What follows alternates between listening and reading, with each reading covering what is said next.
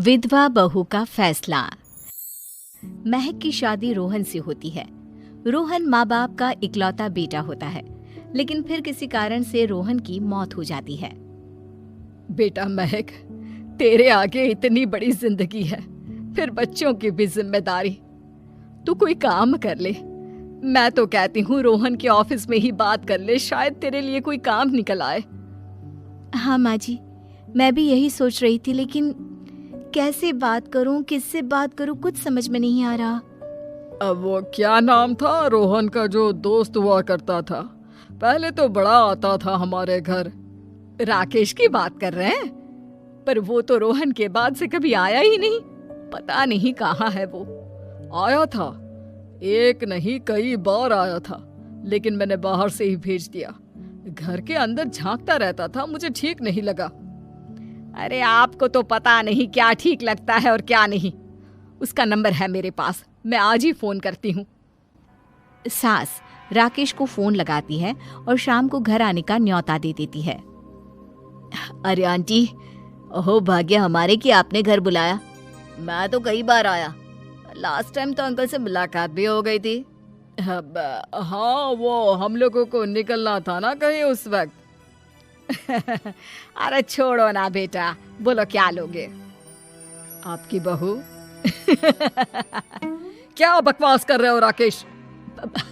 अरे मेरा मतलब ये है कि आपकी बहू कहाँ है? भाभी जी के हाथ की चाय की बस एक प्याली मिल जाती तो। महक चाय लेकर आती है, लेकिन वो जैसे ही राकेश की ओर देखती है, उसे राकेश पसंद नहीं आता। वो अंदर जाने को होती है कि अरे भाभी जी कहाँ जा रही हैं? बैठिए तो सबके साथ। जी नहीं, बच्चों को खाना खिला रही हूँ, आप माँ जी से बात करें ना। अंदर जाने के बाद सास कहती है, अरे बेटा राकेश, वो क्या है ना, वैसे तो तेरे अंकल जी की पेंशन आती है, साथ ही ऊपर 2 मंजिल मकान से किराया भी, तो हम लोगों का तो अच्छा चल जाता है। लेकिन महक, उनकी चिंता आप न करें आंटी, आदेश दें बस आप तो। देखो भाग्यवान, रहने दो, कोई बात नहीं, मैनेज हो जाएगा। अरे क्या मैनेज हो जाएगा अंकल, हमें भी बता दें। आप चुप रहिए जी। अब वो क्या है ना राकेश, तुझे तो पता है कि रोहन के 2 बच्चे हैं, उनकी पढ़ाई लिखाई का खर्चा बहुत है। हम ये चाह रहे थे कि रोहन के ऑफिस में महक को भी अगर कोई काम मिल जाता तो। क्यों नहीं आंटी जी, मैं हूं ना, मैं बात कर लेता हूँ। वैसे तो आप हाँ ही समझिए। महक भाभी को बोल देना कि कल तैयार रहें मेरे साथ ऑफिस चलने के लिए। मैं मालिकों से मिलवा दूंगा उन्हें। महक अंदर से सब सुन रही थी। अच्छा आंटी जी, तो चलता हूँ, कल आ जाऊंगा। अच्छा भाभी जी, तैयार रहिएगा कल। राकेश तो चला जाता है, लेकिन ससुर सास पर बरस पड़ते हैं। मुझे ये आदमी एक पैसे का पसंद नहीं है।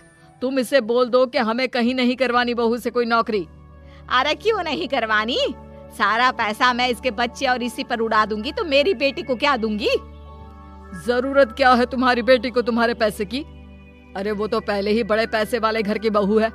अपनी बहू की सोचो जो अब तुम्हारी बेटी जैसी है। बच्चे रोहन की आखिरी निशानी है। अरे अपना भाषण अपने पास रखो। सारा दिन घर पर बैठी रोटियां तोड़ेगी, तो काम करे ना कुछ बाहर जाकर। बहू सब सुन रही होती है।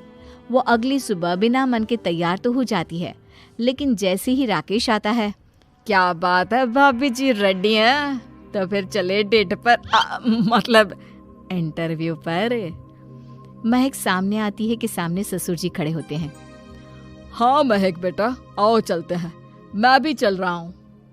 ससुर को तैयार देखकर राकेश का चेहरा बन जाता है। अंकल जी, आप परेशान हो जाएंगे। अरे रहने दीजिए ना, धूप भी बहुत है। वैसे भी स्कूटर में तो 2 लोग ही बैठ सकते हैं ना। तो तुम चलो, मैं बहू के साथ अपनी कार से आ जाता हूँ। महक ससुर जी को देखकर खुश हो जाती है, उसे शांति हो जाती है। वो लोग रोहन के ऑफिस जाते हैं, जहाँ बॉस कहते हैं, नमस्ते अंकल। नमस्ते महक, कैसे हैं आप लोग? रोहन का सुनकर बहुत दुख हुआ अंकल। वैसे कैसे आना हुआ? बेटा, क्या हमारी बहू के लिए तुम्हारी ऑफिस में कोई काम मिल सकता है? हमने राकेश से इसी सिलसिले में तुमसे बात करने को कहा था। उसी के कहने पर हम दोनों तुमसे मिलने आए हैं। राकेश ने तो कोई बात नहीं की, ऊपर से उसने तो आज की छुट्टी ले रखी है, ऑफिस भी नहीं आया, बोल रहा था जरूरी काम से जाना है। महक और ससुर एक दूसरे को देखने लगते हैं। वैसे महक क्या किया है आपने? I mean, इंग्लिश कैसी है आपकी? महक बॉस से अपनी पढ़ाई लिखाई और क्वालिफिकेशन के बारे में सब कुछ बताती है। ग्रेट, आपके लिए काम तो है लेकिन ऑफिस में नहीं। सर मेरे बच्चे छोटे हैं, मैं फील्ड में काम नहीं कर सकती हूँ। मतलब वो काम घर से करना है, घर से रहकर बच्चे भी देखें और घर भी देखें, लेकिन हाँ काम जरूर से करें। वो काम डाटा एंट्री का है, तो जब भी वक्त मिले काम करें, और इसके हम आपको अच्छे पैसे भी देंगे। महक बॉस की बात सुनकर खुश हो जाती है, उन्हें थैंक्स बोलकर घर आ जाती है। किसके साथ भेज रही थी तुम महक को? अरे वो कमीना, उसने तो ऑफिस से छुट्टी ले रखी थी, बात भी नहीं की थी उसने बॉस से बहू के काम के लिए। वो तो अच्छा हुआ कि मैं साथ में चला गया। हाँ ठीक है, नौकरी मिल गई ना, इतना ही काफी है। समय बीतता है और एक दिन फिर दरवाजे पर दस्तक होती है। घर पर कोई नहीं था।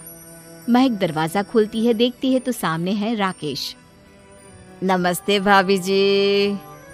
नमस्ते, घर पर कोई नहीं है, आप कल आइएगा। अरे कैसी बात कर रही हैं भाभी जी, हम तो आपकी मदद के लिए आए हैं। वो क्या है ना, अंकल जी का फोन आया था कि आपको किसी मदद की जरूरत है।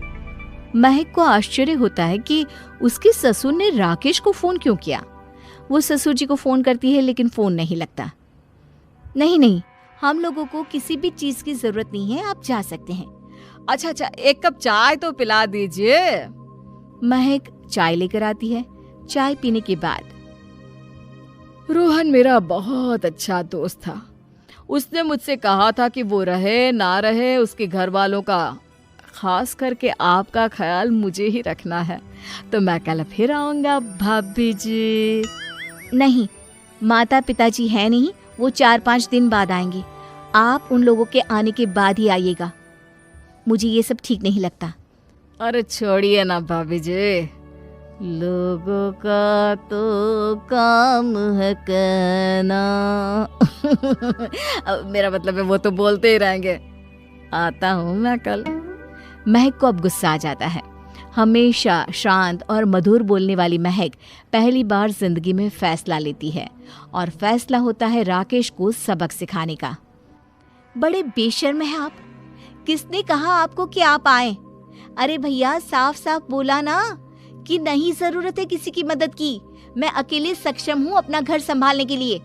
आज आखिरी बार बोल रही हूँ, इस घर की तरफ आंख उठाकर भी देखा ना तो देख लेना, वरना पुलिस के हवाले कर दूंगी। निकलो यहाँ से, या धक्के मार कर निकालूं।